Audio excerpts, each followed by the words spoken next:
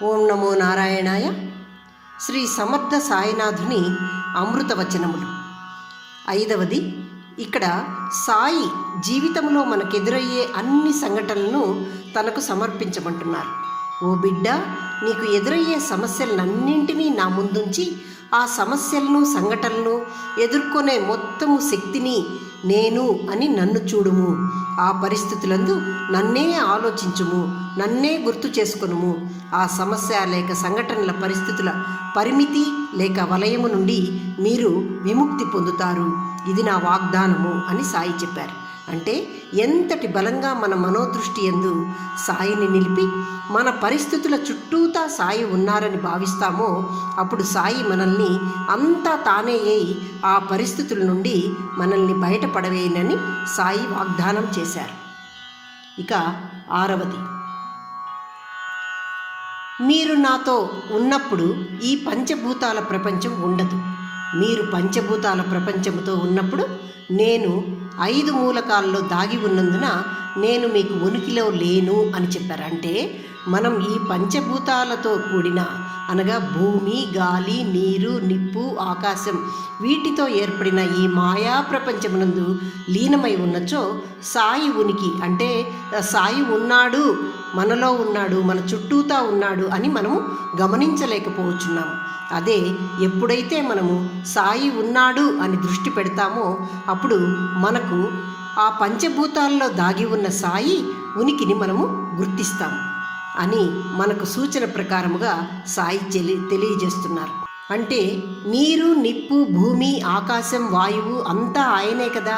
వాటిని ఈ ప్రపంచముగా చూస్తే ప్రపంచమే మనకు అగుపిస్తూ ఉంటుంది. లేదా ఈ నీరు, నిప్పు, భూమి, ఆకాశం, గాలి అంతా సాయే నిండి ఉన్నారని భావిస్తే అంతటా సాయే అగుపిస్తాడు అని సాయి చెప్పారు.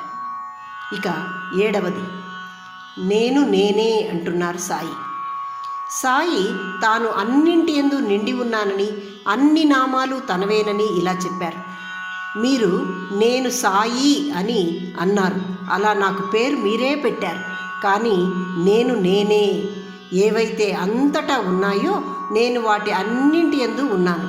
కాబట్టి మీరు చూసే వాటి అన్నింటి యందు, వినుట యందు, రుచి యందు, స్పర్శ యందు, వాసన యందు అన్నింటా నేను ఉన్నానని మర్చిపోకండి.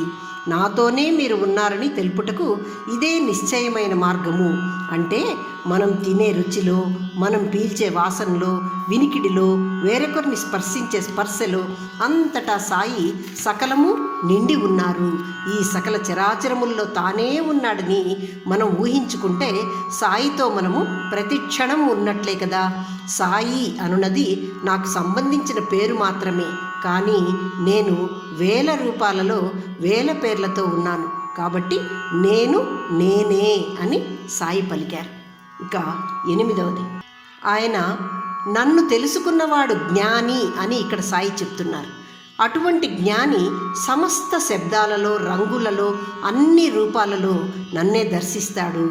నా సహవాసాన్ని అనుభవిస్తూ అతను తన జీవితంలో సంభవించే సంఘటనలను గమనిస్తూ ఉంటాడు.